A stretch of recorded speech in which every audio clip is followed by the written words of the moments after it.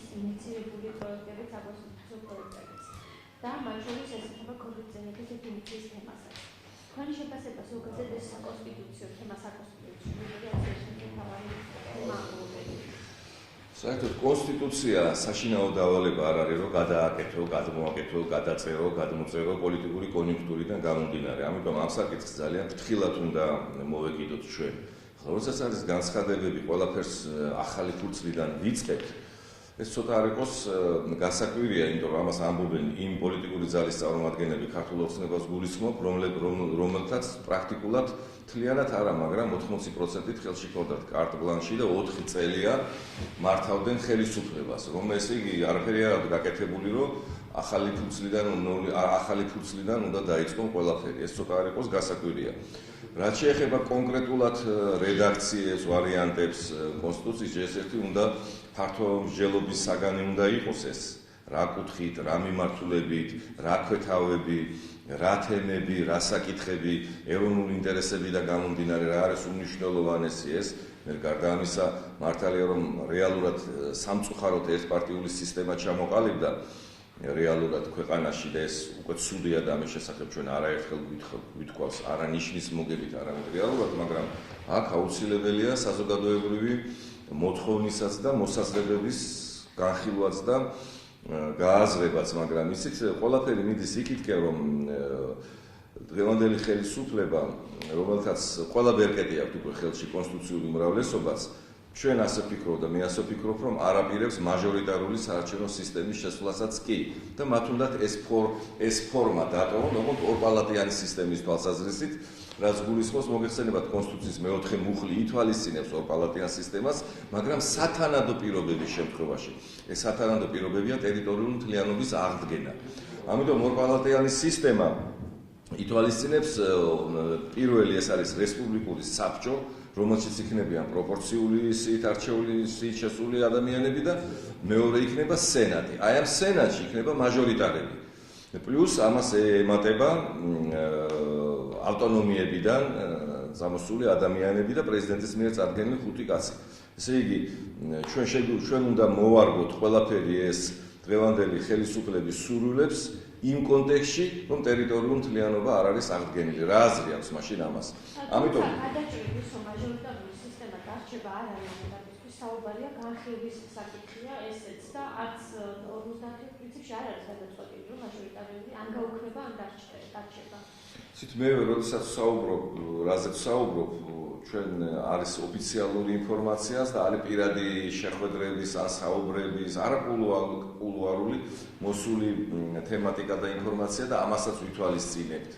ამიტომ ნახოთ და ველოდოთ მოლოდინს ეხლა არის თანამდებობის გადანაწილება, გადმონაწილების თაფლობის თვე, ასე ვთქვათ, ქართული ოცნებისთვის და ნახოთ რა იქნება, როგორ იქნება, ვინ იქნება პარლამენტის თავმჯდომარე, თუმცა პრაქტიკულად უკვე ეს გადაწყვეტილია კომიტეტის თავმჯდომარეები, მოადგილეები და ამის შემდეგ იქნება საუბარი დანარჩენზე. პრეზიდენტის ინსტიტუციად შეეხება ამის დაკავშირებით იყო განცხადებები არჩევნების პერიოდში, თუმცა უკვე ჩვენ ვერ მოგედებით მოვისმინეთ შეძლებული და ოდნავ შეძლებული რიტორიკაც ქართული ოცნების აღდგენასთან დაკავშირებით. თქო ვფიქრობთ, რომ შესაძლებელია უშუალოდ გიორგი მარტოვაშვილი იყოს გიორგი მარტოვაშვილის პერსონალიდან გამომდინარე კეთდებოდეს ეს განცხადებები.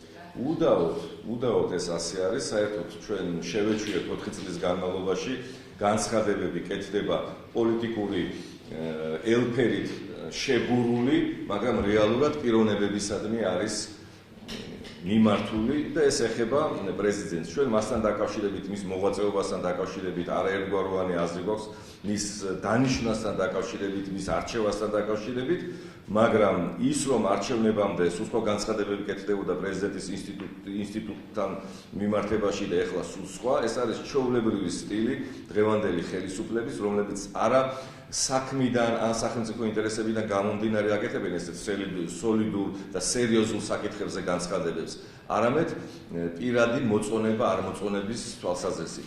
და ესეც ამ ასე ვთქვათ ოპერიდან არის. ხან უნდათ პრეზიდენტი გამოიყვანონ იმ სასახლიდან, ხან უნდა სხვაგან გადაიყვანონ, ხან პირდაპირ არჩევნები არ უნდა და სულ საპარლამენტმა აირჩიოს.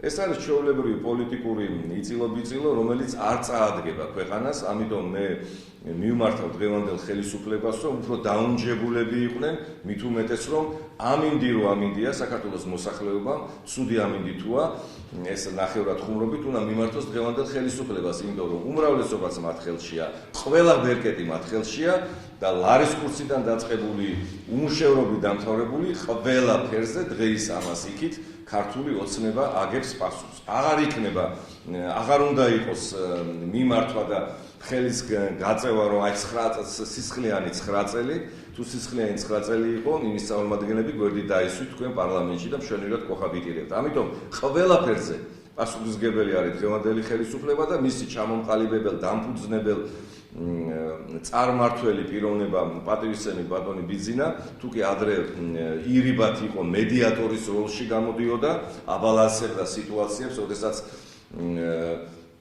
ელეგი პოლიტიკური პარტიები პარლამენტში ერთმანეთს ეკიშფებოდნენ, ახლა ის ვეღარ იქნება მედიატორი, ის არის პასუხისმგებელი და ტვირთს იღებს ყველაფერზე, რაც საქართველოში ხდება თავის გუნდთან ერთად, ეს არის სიზიფეს ტვირთი და როგორ გაუძლებენ ისინი ამას ჩვენ ნახავთ, ჩვენ გავაგრძელებთ ჯანსაღ ოპოზიციურ რეჟიმში ურთიერთობას ხელისუფლების ყველა წრესთან.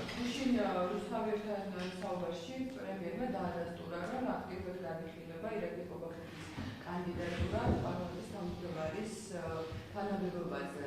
თქვენთვის რამდენად მისაღებების კანდიდატურა და რაც იტყვით ამ საერთოდ მე ოჯახურად ვიცნობ მამამისი ჩვენ პოლიტიკურ ჩემს მისვლამდე ჩვენი პოლიტიკური ძალის ერთ-ერთი ლიდერი იყო, ძალიან კარგი სპეციალისტია და ძალიან აგრესიული ქალბატონია დედა. თუ ეს კონკრეტიკაზე გადავა, ახალგაზრდასაც ვიცნობ და გარკვეული გამოცდილებას, მაგრამ აქ იცით თავად ღმერთმა ხელი მოუმართოს ნებისმიერი მიმართულებით, მაგრამ თავარი აქ არის დამოკიდებულება ერთი ადამიანის თავის პოლიტიკურ გუნდთან. ყველაფერი წყდება მისი სურვილებისა და განწყობებისა და ხედვების მიხედვით. ამიტომ ვინ იქნება პარლამენტის თავმჯდომარე ქართული ოცნებიდან, განსაკუთრებული მნიშვნელობა ამას არ ამგონია რომ გქონდეს. მით უმეტეს რომ საოცარია უამრავი პრობლემაა ქვეყანაში. ყველაფერზე ლაპარაკობენ გარდა ამ პრობლემებისა. მესმის რომ ჯერ თანამდებობები არაა გადანაწილებული და საბოლოოდ პირველი სხდომა არ ჩატარებულა, მაგრამ რა უშლის ჯერ კიდევ ამ შემადგენლობით მმართველ გუნდს რომ კომენტარი გააკეთოს საქართველოს რუსეთის ურთიერთობასთან დაკავშირებით. რა უშლის ხელს რომ ყველაფერზე ლაპარაკობენ და ნომერი პირველი პრობლემა და საკითხი არის ის რომ სოხუმი და მოსკოვი ერთობლივი სამხედრო ფორმირებების სამხედრო ნაწილების ჩამოყალიბებას და ბატალიონების ჩამოყალიბებას აპირებენ. ერთი ხმა ამოიღო საგარეო საქმეთა მინისტრმა, ერთი განცხადება სერიოზული ამასთან დაკავშირებით გაკეთდა. ნუ თუ არაფერი არ გაინტერესებთ გარდა უმრავლესობით ხელისუფლებაში და საკონსტიტუციო უმრავლესობით ხელისუფლებაში მოსვლისა. ეს არის დამაფიქრებელი და მე მივმართავ კიდევ ერთხელ მათ რომ დაამთავრდა საითკენ სადღაც მარჯვნივ მარცხნივ ალთას თუ ბალთას ხელების გაშვერა. ყველაფერზე ხართ თქვენ პასუხისმგებელი და კეთილი ინებეთ იმოქმედეთ ისე, როგორც მოითხოვს ეროვნული ინტერესები და როგორც მოგთხოვთ საზოგადოება. თქვენ ახსენეთ რუსეთის თემა. გრიგორ კარასინოვის განცხადებით, საქართველოს ჯერ კიდევ არ არის მისად რუსეთთან დიპლომატიური ურთიერთობები აღადგინოს და ისევ თბილისი კონფრონტაციული რიტორიკით ესაუბრება რუსეთს. ასევე ზურაბ ბაბაშიძემ გააკეთა განცხადება, რომ ჩვენ ვერ დავალძარებთ რუსეთს გაამარტივოს სავიზო რეჟიმი, ან თუნდაც გააუქმოს და საერთოდ მოხსნას. და ამ ეტაპზე ურთიერთობების დიპლომატიური ურთიერთობების აღდგენა საერთოდ არ განიხილება. ეს თემა ხან წამოიწევს და საუბარია, რომ არის რეჟიმის გამარტივებაზე საუბარი, ხან ისევ დაცხება. რა ურთიერთობებზე საუბარი, რა ინფორმაცია გაქვთ თქვენ? აბაშიძე უარყოფს, რომ არ განიხილება შეჯერებაში ჯერჯერობით დიპლომატიური ურთიერთობები. საერთოდ ახლა კულუარებში რა საკითხებზე მსჯელობენ, ზოგი რამ ვიცით და ოფიციალურად ჩვენ ვერ ვიტყვით, იმიტომ რომ ამას ფაქტობრივი დადასტურება უნდა და ეს ფაქტები ჩვენ უბრალოდ სიტყვიერად ვიცით და არა გვაქვს და უხერხულია საუბარი, მაგრამ უნდა ითქვას, რომ დღევანდელ ხელისუფლებას არანაირი მკვეთრად ჩამოყალიბებული გარკვეული პოლიტიკა, პროგრამა, სტრატეგია, დოქტრინა, ხედვები არ აქვს რუსეთთან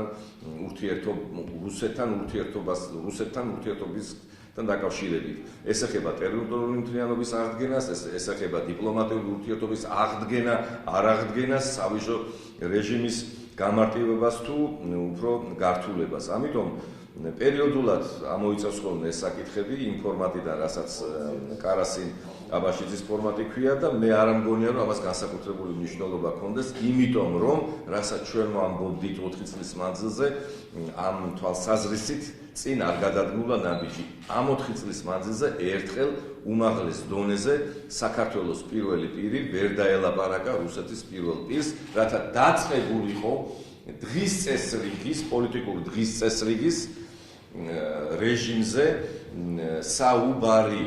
აქამდეც კი ვერ მივედით და ამიტომ ეს, როდესაც საქმე არ კეთდება, ყოველთვის ხდება ხოლმე ესეთი გარკვეული ნასროლ ფრაზებზე განსაკუთრებული ყურადღების მიპყრობა და კიდევ ეს რომ არის მოარო ესეთი ფრთიანი ნათქვამი პუტინთან დაახლოებული პიროვნება ერთ ქართული გვარის რუსეთის მოქალაქეზე საუბარი. აი ამ დონეზე უნდა დღევანდელმა ხელისუფლებამ და მის გარშემო არსებულმა წრეებმა განიხილონ საქართველოს-რუსეთის ურთიერთობა და ეს არ არის მეგონებ სერიოზული. ეს არ არის სერიოზული და სასაცილო. კიდევ ერთხელ ამ მიმართულებით, ისე როგორც საგარეო კუთხით, თუნდაც სავიჟო რეჟიმთან დაკავშირებით არის უზარმაზარი ჩამორჩენა, მე პირდაპირ ვიტყვი, ჩავარდნა და ბურთი და მოედანი ქართულ ოცნებად. თქვენ ხელშია ყველაფერი და გაიგზავნეთ. პირობებში რამდენად ფიქრობთ, რომ ეს გზა გაიხსნა? უდაოდ პირველი პირები უნდა შეხვდნენ თუნდაც იმიტომ უნდა შეხვდნენ პირველი პირები, რომ დაიწყოს განსაზღვრა საკითხების, რომელზეც უნდა დაიწყოს პოლიტიკური, დიპლომატიური ხაზით, სახელმწიფოებრივი ხაზით ურთიერთობები. მე დიპლომატიურ ხაზში არ გულისხმობ დიპლომატიური ურთიერთობების აღდგენას.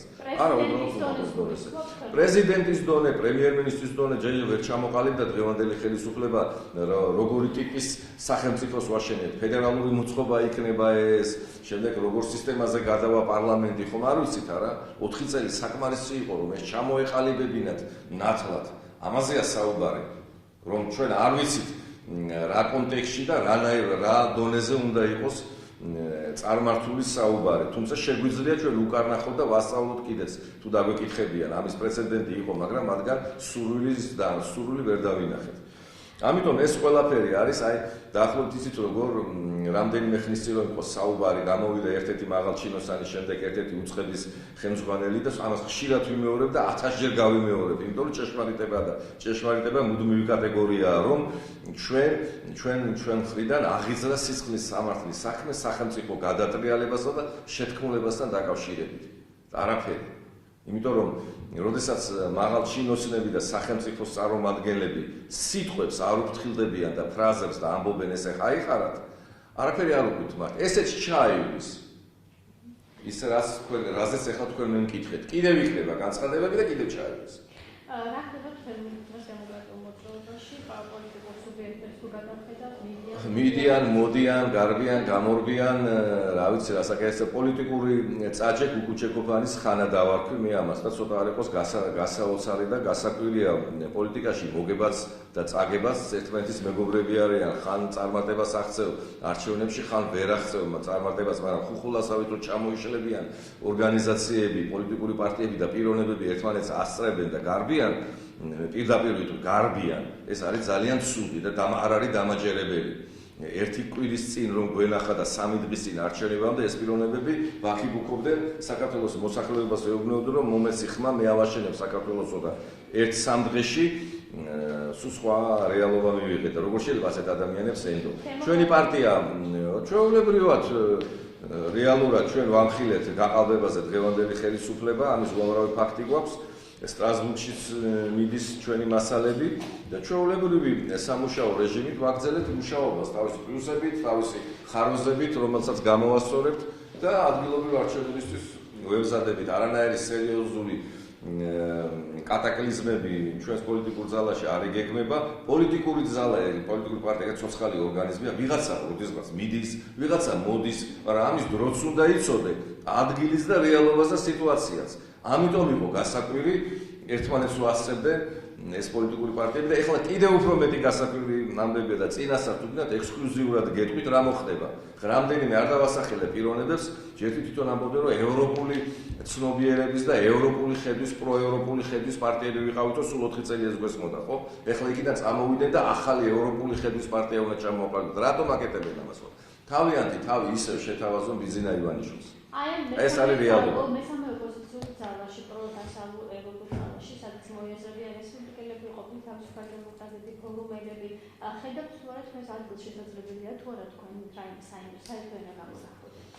საერთოდ ეს ხედვები მე არაერთხელ მithქვას პრორუსული, პროქართული არის აბსოლუტურად პროევროპული არის აბსოლუტურად ზედაპირული ცივი ომის მერე საქართველოს გარდა არც ერთ ქვეყანაში ამ ტერმინებს აღარ ხმარობენ. ამ ჩვენ ვითომ ინტელექტუალ პოლიტიკოსებს მინდა მიმართოთ, ან წიგნი წაიკითხეთ, ან რაღაცას გაეცანით, აღარ არის ეს ტერმინები, არავინ არ ხმარობს ამას. მარტო ამიტომ რომ ინდულგენციათ უნდა დაიღონ ეს პროევროპულობა და იმის უკან რადგას უვიცობა და მარტო სკამი. თქვენს ადგილს თუ ხედავთ, ჩვენი ადგილი არის იქ სადაც ვარ, ჩვენი ადგილი არის ეროვნული ინტერესები, სახელმწიფო ინტერესებიდან გამომდინარე მრავალვექტორული ურთიერთობა. დასავლეთთანაც, აღმოსავლეთთანაც, სამხრეთთანაც და ჩრდილოეთთანაც. რა თუნდა ამას ერთი მიმართულება. გაიზახიან პრორუსულობას და 4 ჩოქ-ბრჯენით მიხოხდებიან რომ დაუძახოს პუტინმა. არ ვიცით რომ ესე არის. ამიტომ ვიყოთ რაღაცა ეს ყველაფერი მიდის იმიტომ, როდესაც მათ წყალობა მიიღეს ბიზინა ივანიშვილისგან და მათი ხედვით და ამ ადამიანის ხედვით არ დაფასდა ეს და კინწყის ხვით იქნენ გამოხრილი ქართული ოცნებინა და ქუჩაში დარჩნენ, მიიხედეს, მოიხედეს, ნახეს რომ ამ ადამიანის გარეშე მათ არანაირი შანსი არ აქვს პოლიტიკურ რეალობაში ყოფნის და ეხლა იწყებენ ეს შემოვლით ისე მასთან მისვლის გზების ძებნას, რომ აი ახალ ძალას ვაკეთების 59% რომელიც არ მომვიდა იმაზე ვიმუშავებ და დამინახე და ისე შემიფარე და დამამფინანსე და მიპატრონე. დავარქვათ ყველაფერს თავის სახელი. თუ ისინი თავის ოჯახის წევრებს ატყუებენ და მის ამორჩევალს რომელიც პრაქტიკულად არ აყავთ, კეთილი და პატიოსანი, მაგრამ ჩვენ არ ტყუდებით, მაგრამ დაიმახსოვრეთ ჩემი სიტყვა, ეს ასე იქნება, აქეთ მიდის ყველაფერი.